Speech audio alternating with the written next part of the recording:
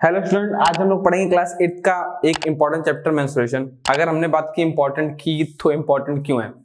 ठीक है, इंपॉर्टेंट इसलिए है क्योंकि एक तो ये चैप्टर जो हम लोग पढ़ेंगे इससे रिलेटेड चीजें हम लोग आगे क्लास 8 9th में, क्लास 10th में, क्लास 11th 12th सब जगह पढ़ते हुए जाने वाले। अब आप कहोगे कि सर इसमें मेंस्ट्रुएशन हम लोग एरिया के बारे में पढ़ते हैं, ये सब चीजें, तो ये तो हमने 7th में पढ़ा, 6th में पढ़ा है। हाँ पढ़ा है, मानता हूं, बट वहां पर सिर्फ एरिया के बारे में पढ़ा है। यहां अब हम लोग वॉल्यूम के बारे में भी पढ़ेंगे, और वही वॉल्यूम जो आएगा, एरिया वॉल्यूम, वही हम लोग आगे क्लासेस में यूज करने वाले एक प्रॉपर तरीके से, एक अच्छे क्वेश्चंस के साथ। अभी तक आपने सिर्फ स्क्वायर, रेक्टेंगल, ज्यादा से ज्यादा पैरेललोग्राम के बारे में पढ़ा, इससे ज्यादा नहीं। ठीक है, अब हम लोग पढ़ेंगे उसी स्क्वायर और रेक्टेंगल का एक modified shape, 3D shape, cube, cuboid, और फिर आगे यहां पर सिलेंडर। नेक्स्ट क्लास में कोन के बारे में पढ़ेंगे, स्फीयर के बारे में पढ़ेंगे, ठीक, आगे क्लासेस में 9th 10th में। ठीक है, तो अभी हमको पढ़ना है क्यूब, क्यूबॉइड और सिलेंडर के बारे में, और नॉर्मल जो हम लोग पढ़ चुके हैं उनके एरिया को रिलेट करना। ठीक है, उनके एरिया पे बेसिस कुछ क्वेश्चंस। जैसे ये दो पार्ट्स में बेसिकली आप कहो तो डिवाइड है। एक तो पहला पार्ट क्या है इसमें, एरिया ऑफ ए पॉलीगन। ठीक है, जो अलग अलग पॉलीगन से कुछ एरिया ऑफ अ पॉलीगन, हमें पॉलीगन्स के एरिया के बारे में पढ़ना है। दूसरा, area and volume of cube and cuboid. तीसरा एक चीज और पढ़ना है, area of right circular cylinder के बारे में। ये बेसिकली तीन चीजें हमें इस चैप्टर में पढ़ना है। अब इसको हम लोग वन बाय वन, सबसे पहले एरिया ऑफ पॉलीगन, फिर area and volume of cube and cuboid, फिर area of right circular cylinder, इनके बारे में हम लोग वन बाय वन एक एक करके स्टेप बाय स्टेप पढ़ेंगे। ठीक है, अगर एरिया ऑफ पॉलीगन पे आते हैं,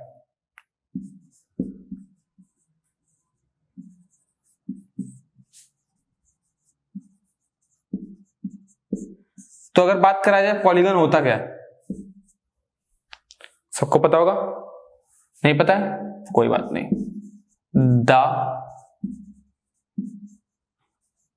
geometry having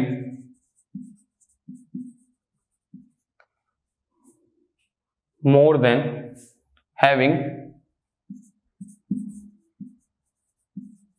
3 or more than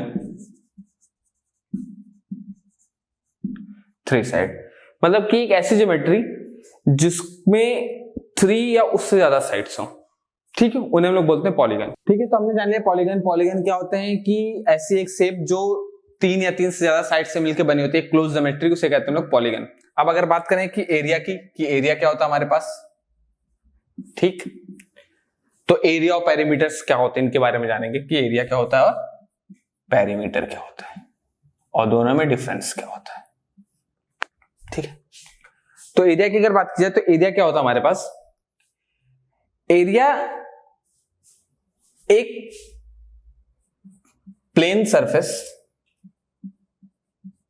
plane geometrical surface कह सकते हो, plane geometrical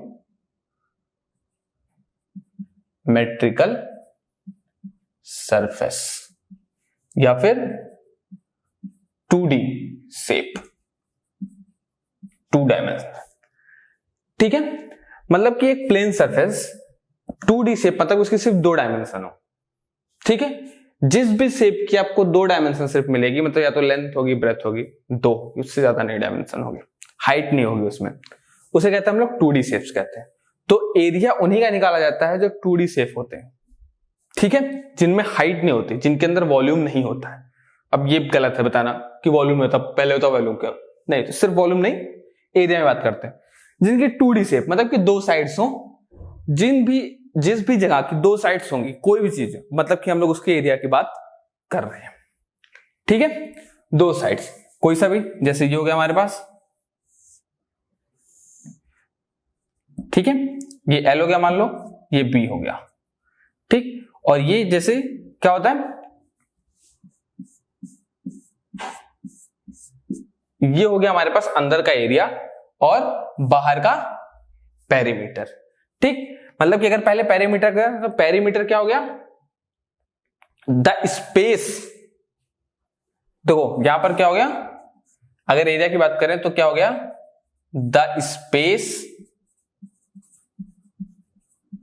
surrounded by the sides of geometry is called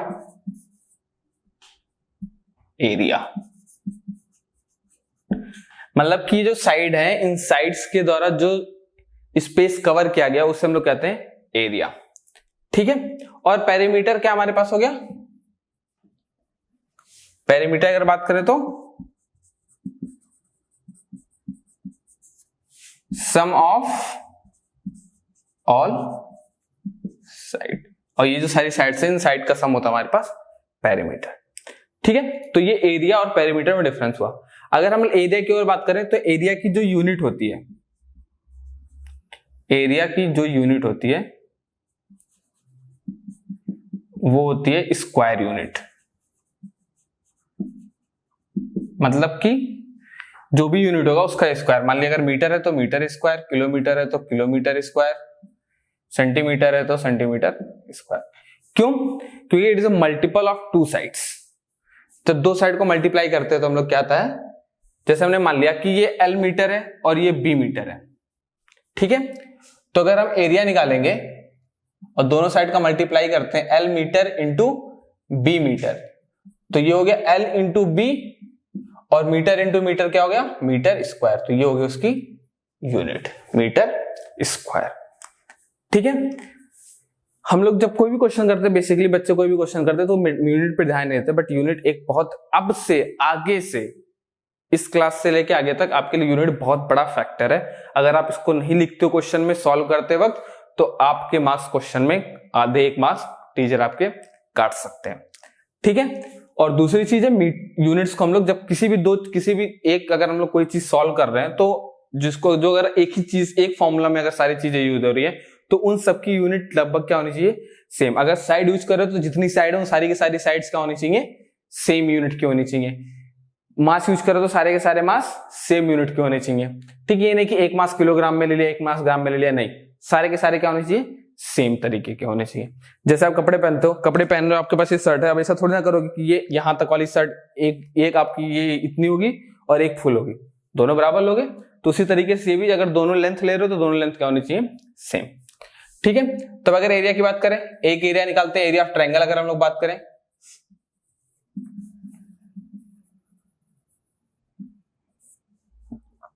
होता है हमारे पास half into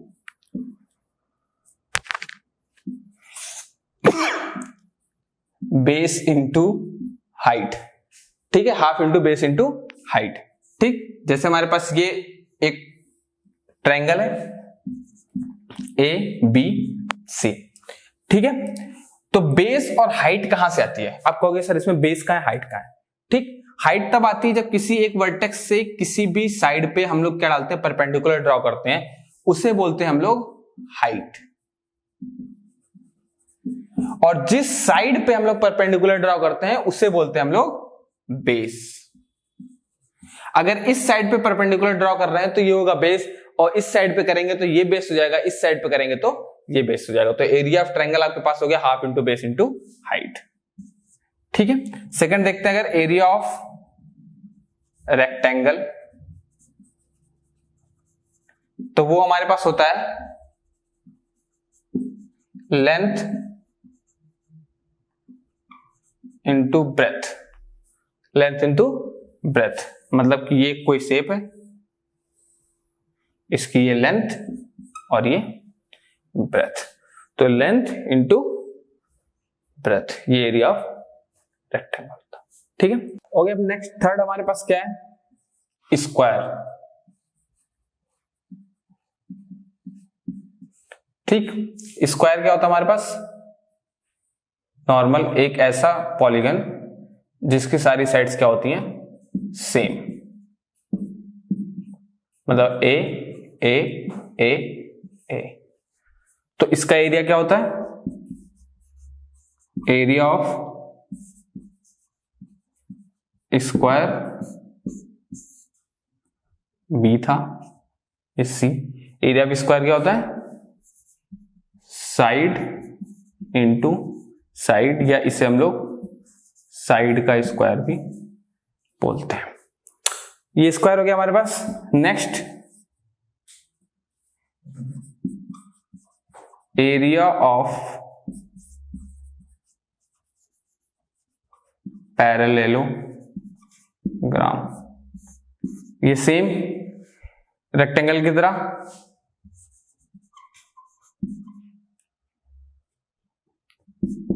length into breadth, ठीक है। फिफ्थ हमारे नेक्स्ट हमारे पास क्या होता है, एरिया ऑफ रोम्बस। ये हमारे पास क्या होता है, area of rhombus half into d1 into d2। d1 d2 क्या है, रोम्बस की अगर बात की जाए तो रोम्बस एक ऐसी ज्योमेट्री है स्क्वायर की तरह की लगभग, जिनकी सारी साइड्स क्या होती हैं, बराबर होती हैं। Means A B C D, ये आपका d1, ये आपका d2। d1 और d2 क्या है, d1 is equal to d1 and d2 are diagonals, ठीक है। इसकी एक चीज और बताते हैं, ठीक। अगर साइड ऑफ रोम्बस की बात की जाए तो ये हमारे पास होती है half into under root d1 का स्क्वायर प्लस d2 का स्क्वायर। ये हमारे पास क्या होती है, साइड ऑफ रोम्बस। तो बेसिकली इतनी चीजें थी, ठीक। हमने क्या क्या पढ़ लिया इसके में, कौन कौन से बारे में, नंबर 1 वाइज नोट कर लेते हैं, याद कर लेते हैं, ठीक है। क्या सबसे पहले हमने क्या पढ़ा, एरिया ऑफ ट्रायंगल क्या होता है हमारे पास, half into base into height. दूसरा क्या हमारे पास, एरिया ऑफ रेक्टेंगल क्या होता है, लेंथ इंटू ब्रेथ। थर्ड क्या हमारे पास, एरिया ऑफ स्क्वायर, ये क्या हो गया हमारे पास, साइड का स्क्वायर। फोर्थ क्या है हमारे पास, एरिया ऑफ पैरेललोग्राम, ये भी क्या होता है, लेंथ इंटू ब्रेथ।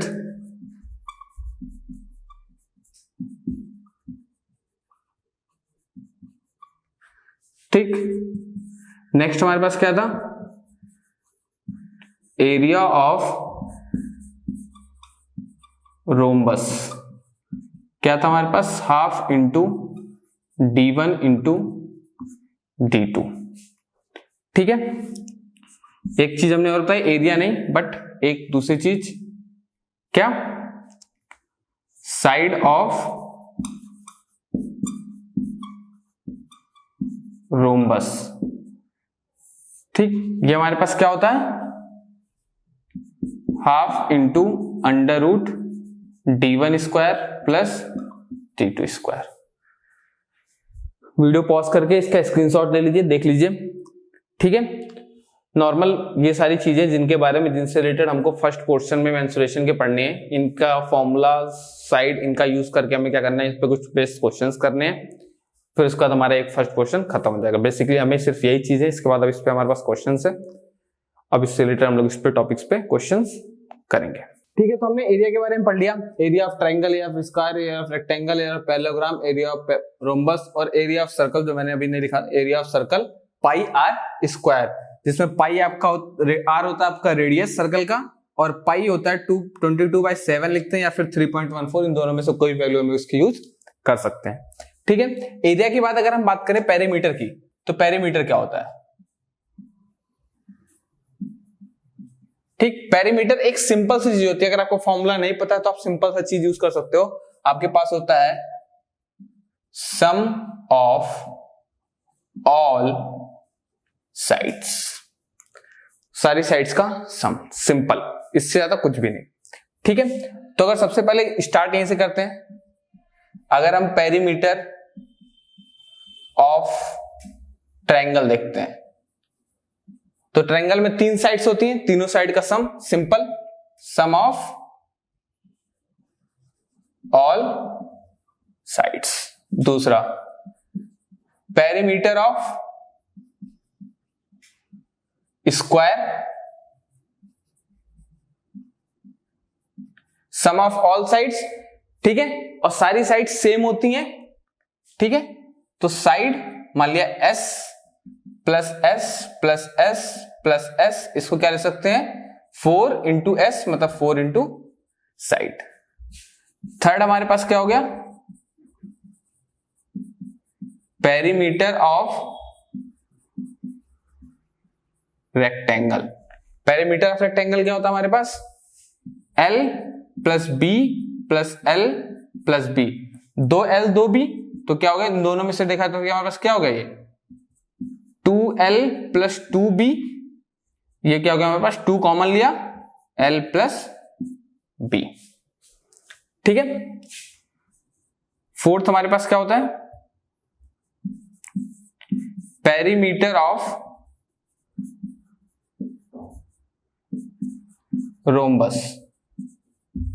अब आप लोग कहोगे सर पेरीमीटर और पैरेललोग्राम, बेटा पैरेललोग्राम हुआ और रोम्बस, पैरेललोग्राम और रेक्टेंगल दोनों में लेंथ और ब्रेथ ही होती है, तो दोनों का एरिया भी सेम होता है और दोनों का पेरीमीटर भी सेम होता है।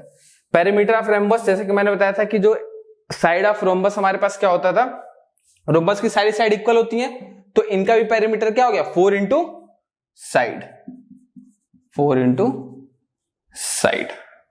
ठीक है, फिफ्थ, और रही बात साइड की, तो साइड हमको नहीं पता, साइड मैंने बताया था। ठीक है, साइड क्या होती है इसकी, half into under root d1 square plus d2 square.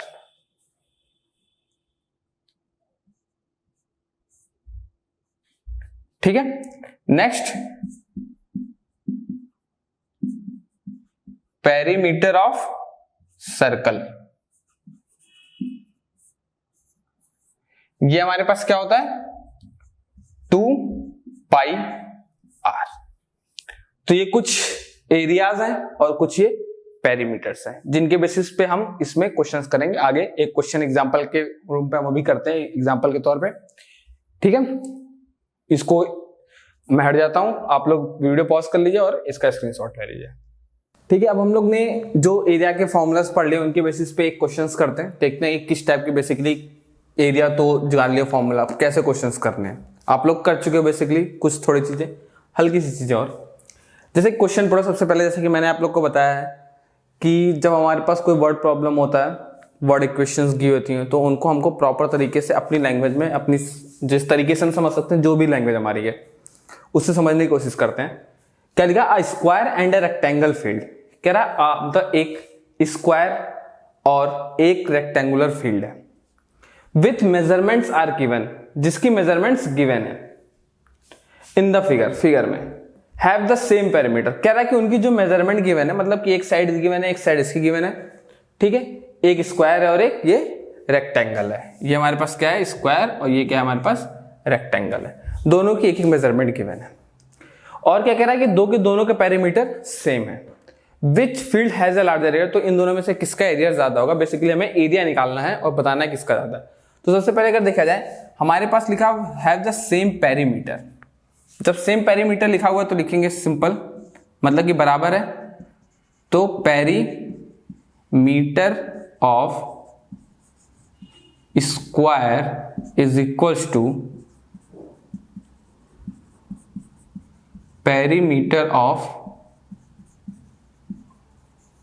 Rectangle. ठीक है, पेरीमीटर क्या होता है? पेरीमीटर क्या होता है? सम ऑफ ऑल साइड। ठीक है, सम ऑफ ऑल साइड्स मतलब कि हमारे पास देखा जाए तो स्क्वायर की 4 साइड है, चारों साइड इक्वल, तो स्क्वायर का पेरीमीटर क्या हो गया? 4 इंटू साइड। और रेक्टेंगल क्या हो गया होता है हमारे पास? 2 इंटू एल प्लस बी। ये हमारे पास हो गया पेरीमीटर दोनों के बराबर। अब हमारे पास देखो स्क्वायर की साइड गिवन है 60, तो 4 इंटू 60। रेक्टेंगल की साइड हमारे पास एक ही चीज गिवन है, लेंथ, ये 80 हो गया, plus B. 4 into 60 240 is equal to 2 into 80 plus B. ये 2 मल्टीप्लाई में इस साइड आ गया, डिवाइड हो गया, तो 80 plus B is equal to 240 upon 2, कितना आ गया? 120। अब 80 को उस साइड लेके जाते हैं, तो b is equal to 120 minus 80, कितना आ गया हमारे पास? 40 मीटर। ये हमारे पास ब्रेथ आ गया, ब्रेथ पता चल गया। अब एरिया निकाल लेते हैं। सबसे पहले एरिया ऑफ स्क्वायर निकालते हैं। Area of square, area of square क्या होता है हमारे पास?